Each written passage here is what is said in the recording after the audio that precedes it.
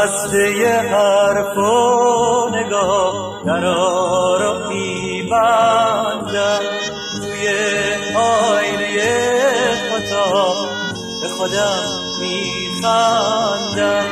اسیر فریادیم که پشت لبامه، وابسته ترسیم که توی شبامه.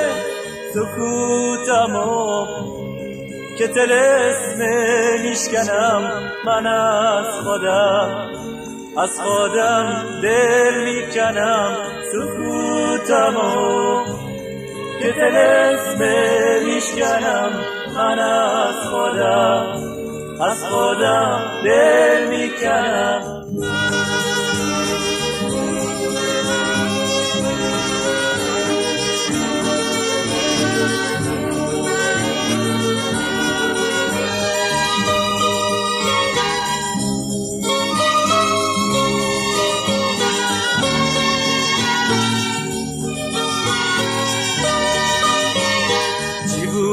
برام زندگی خوابی پر از کابوس، یک کوره راه سیاه بی نور یک فانوس.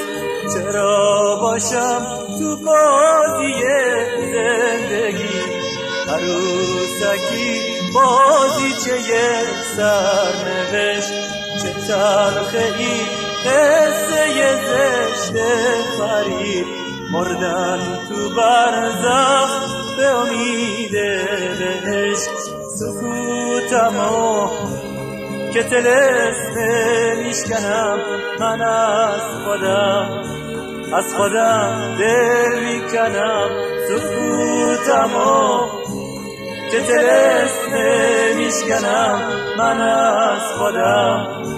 از خودم دل میکنم.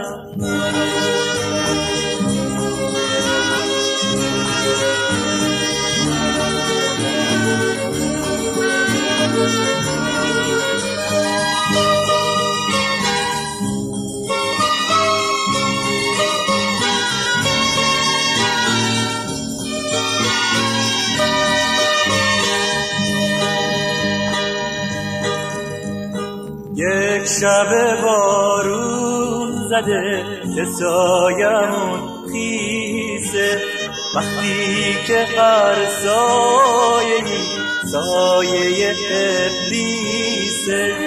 وقتی که تو شهر شب هم سفر آدم، میپیچه تو کوچه ها صدای فریادم. سکوتمو که طلسم میشکنم، من از خودم دل میکنم. سکوتمو که طلسم میشکنم، من از خودم دل میکنم.